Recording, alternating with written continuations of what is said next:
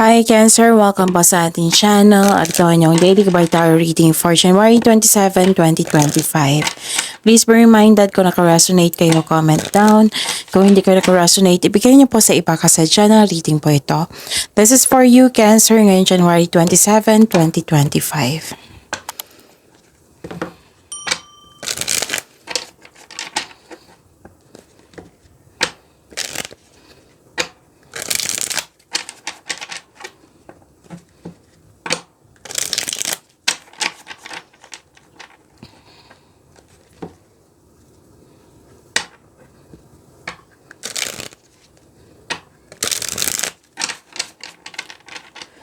Para po ito sa inyo Cancer ngayong January 27, 2025. Maraming salamat po sa inyong patuloy na suporta at maraming salamat din po sa mga hindi nag-skip ng ads.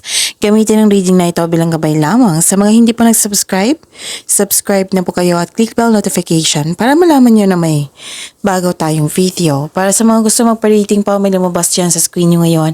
Panoorin nyo po at sundin na ang instruction. Spirits Guide, mga ganap po para kay Cancer ngayong January 27, 2025.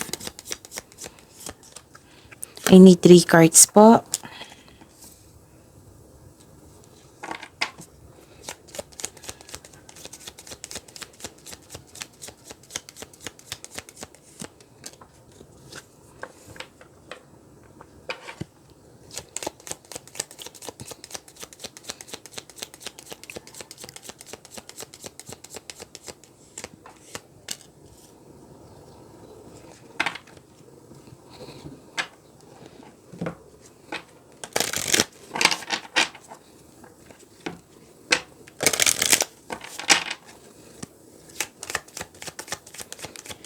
Spirits Guide, mga mensahe po para kay Cancer ngayong January 27, 2025. I need 2 cards po.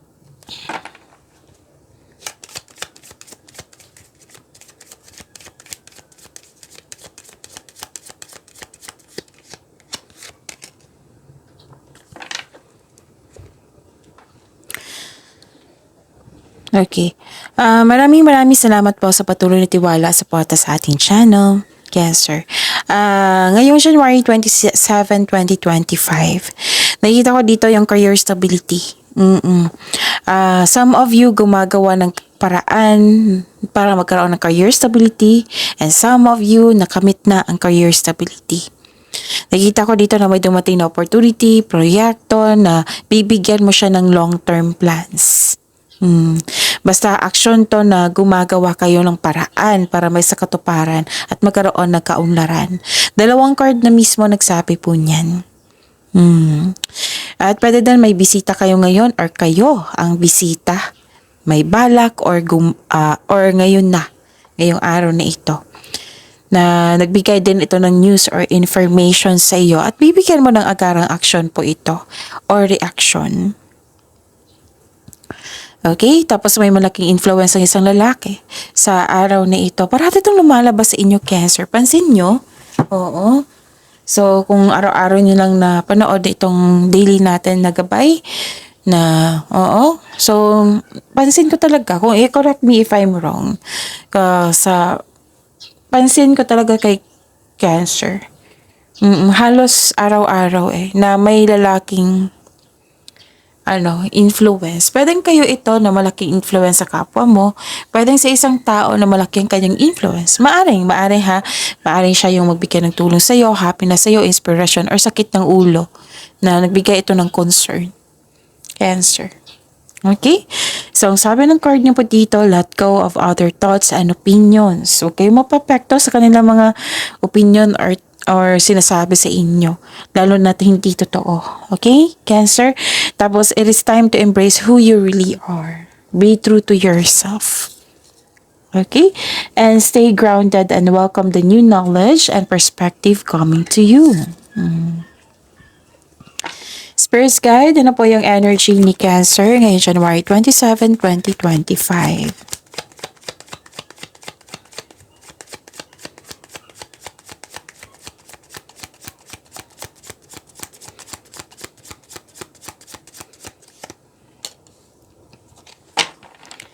And the clarification of this card po.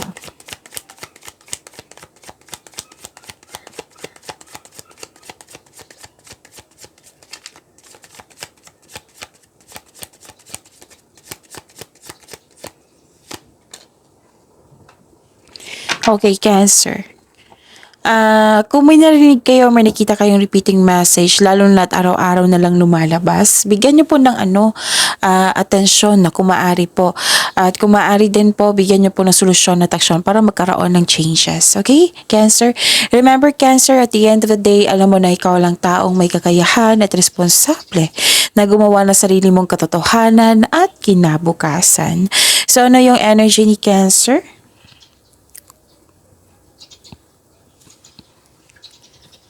Nakikita ko dito na nagkaroon po ng okay, kailangan nyo makinig sa inyong intuition, Cancer.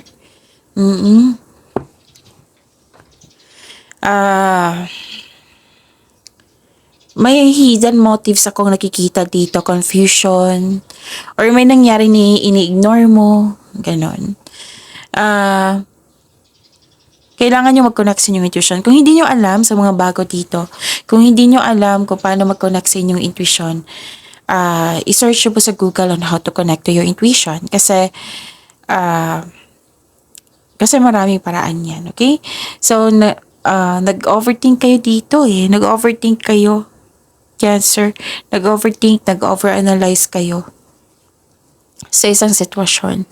Instead na magkaroon ng tiwala sa sarili, nagre-rely ka sa guidance sa opinion ng iba.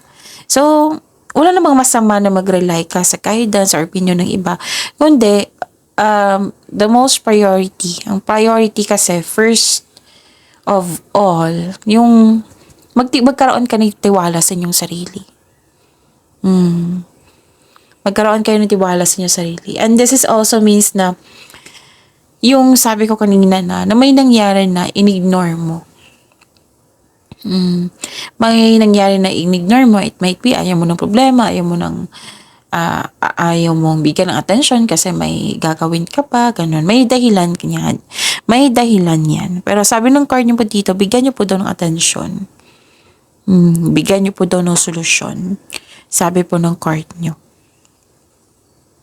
May biglaang pagbabago po. Pwede sa sitwasyon, pwede sa pag-uugali ng tao, yung change of treatment, trato. A sudden change po. May biglaang pagbabago na parating. Pwedeng sa career and money to, pwedeng sa love life ito, para sa inyong sarili. Basta may biglaang parating. May biglaang pagbabago na parating. Okay? A sudden change na hindi ka takot mag-let go.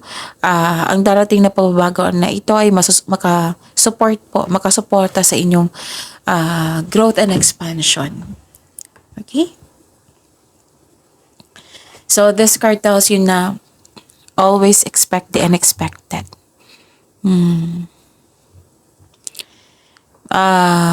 May sekreto nga ditong parating, which may be shocking. Okay. Mas lumawak yung ambisyon mo sa buhay. Nakikita ko dito. Okay? Spirits guide. For your and money po ni Cancer ngayong January 27, 2025.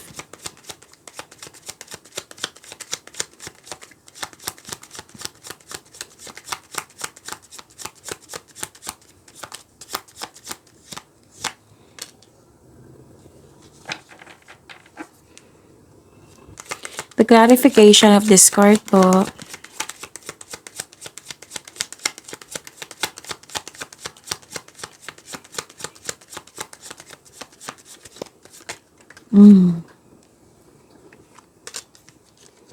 Para po ito kay Cancer. Nakikita ko dito na may anong tawag nito? May nalaman kayong katotohanan. Sa career and money niyo po ito ha, Cancer. May magaganap na signing of contract po. Wow. May magaganap na challenges sa work, pero huwag kayong mag-alala dahil positibo naman ang outcome nito. Kung may job interview or negotiation kayo sa araw na ito, maaaring maging successful po ito. Di ba? Ang ganda. So, sa pinansyal, mabalanse mo ng kaperahan mo at may improve pa ito. May pagkakaayos magagana dito. May katotohanan, pagbalanse, clarity, cause and effect, eternal justice, fairness. May partnership din ako nakikita dito. Yes. May justisya na parating po sa inyo. This card asks you to use your logic and remain objective. Dahil ito ay nakatulong na ma-uncover mo ang katotohanan sa isang sitwasyon. May positive outcomes in legal matters. Lumabas po dito. Yes, mananalo ka. Yung legal issues mo concerning sa property, mare-resolve na. So, yun, nasabi ko kanina, no, na may signing of contracts akong nakikita dito. This card advises you to stay true to yourself and act with integrity. Have faith ng imbalance na sitwasyon are now working out in your favor. So, use your intuition to set your moral compass. Okay? So, yun, ang daming ganap. At maganda din. Yung ganap, diba? Claim nyo yan. Cancer. At nakikita ko dito na nagkaroon po ng, pwedeng paglalakbay. Yes. Paglalakbay, this is expansion and growth. Pwede din collaboration po ito. Yung may magbibigay ng tulong sa inyo para masunod yung layunin mo sa buhay, pwede. Kasi kanina pa may nakita kong partnership. So, it might be collaboration yan. Or may magbibigay ng tulong sa inyo para matupad yung layunin mo sa buhay.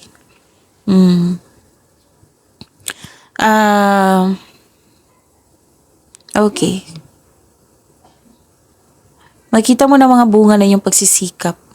Yes. Ngunit maging mapagmasid. Kung may plano ka na, this is a time na gawin mo na ngayon. Ginagawa mo ng aksyon ng matagal mo ng plano for your growth and expansion.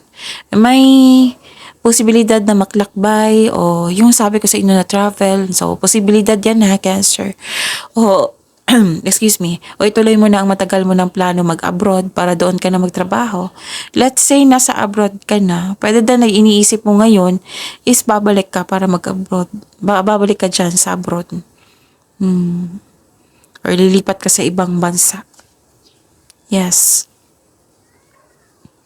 So, may ganap na collaboration, ha? Oo. Meron din nag-hire dito ng isang team or dagdag empleyado due to increased profits. Pwede din ikaw yung negosyante, oo. Ikaw yung negosyante. Siya yung mag-decide ka ng karagdagang empleyado kasi may mga demand na hindi na yung kailangan ng dagdag empleyado na para ma-complete ng maaga yung mga kailangan. Or na-hired kayo as dagdag empleyado kasi maraming ngang gawain, marami ng demands na kailangan nyo ma-meet yung expectation. Okay? So another sabi ng card dito na travel talaga to. Okay? May travel din dito, may travel din dito. Ang ganda po. So, be ready. Magiging busy kayo ngayon.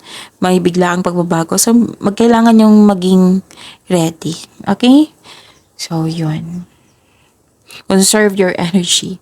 Kasi, action puro to. Hindi lang sa pagpaplano, action din to. Maraming mga resulta. Okay. Spirits Guide, Love, Life, Self-Love, Partnership, and Romance ni Cancer ngayong January 27, 2025. Kunin ko to ha.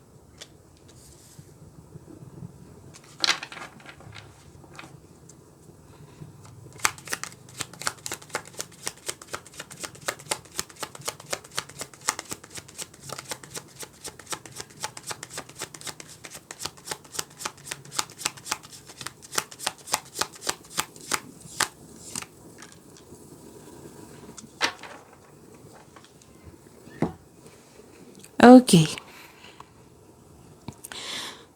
Maraming salamat po sa patuloy na tiwala, suporta sa ating channel.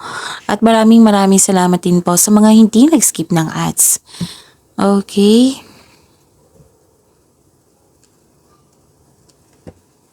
Na-burnout ka dito, oh.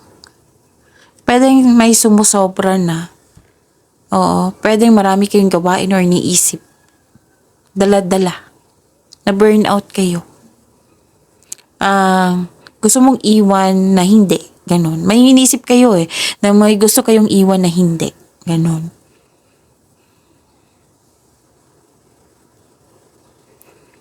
So, you're feeling uneasy about your self, sa inyong love life, pwede. So, it's never too late to begin again. Nawalan ka ng gana dito. Pagod ka. So, pagod ka, Cancer. So, kailangan ng mahabang pasensya. Kailangan ng pahinga. Pagod kayo. Kasi kung pagod kayo, tapos nag-iisip kayo ng mga solusyon or plano, hindi kayo makagawa ng konkretong plano yan. Kasi pagod kayo. Pagod, drained yung energy nyo. Hindi kayo makapag-isip ng mabuti niyan.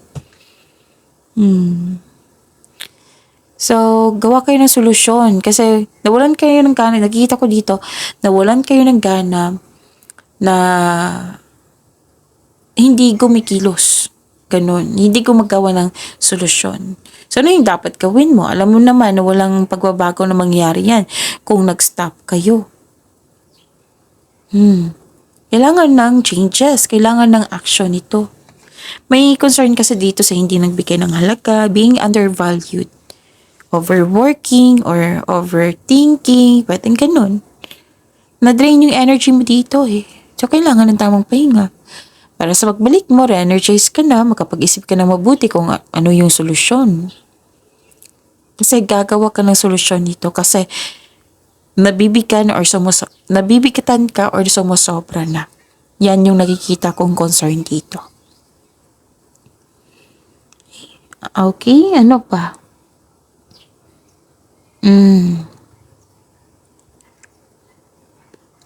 Nakita ko dito na nagkaroon po ng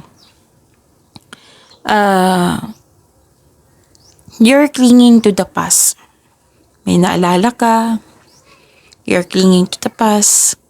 Parang ayaw mo sa pagbabago kasi may unhealthy connection pa kayo sa nakaraan. Nagkaroon ng stagnation. 2 card na mismo nagsabi niya na Cancer. Parang napilitan ka sa pagbabago. Forced to change.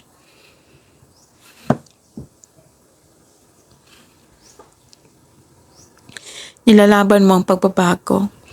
Natatakot ka sa changes dahil ayaw mong mag-move on. Gusto mo talaga yung nakaraan. Gusto mong bumalik sa nakaraan. Okay? Masakit talaga ang ending po. Yung ending siya na ending with new beginning. Nagkaroon ng ending, tapos nasa new beginning na kayo. Pero may unhealthy connection pa kayo sa nakaraan. Okay? Masakit talaga ang ending. Masakit sa inyo. Pero you may feel anxious and stress. Oo. Hindi mo na alam kung bakit ito nangyari ganon. Hindi mo lubusang tanggap yung mga nangyari. So, ending the situation means new opportunity is coming. A new beginning, it might be uncomfortable kayo sa pagbabago. Pero this card tells you na, let go po. Let go and trust the universe and yourself. Kumbaga, swift change brings you new beginnings. So, yun.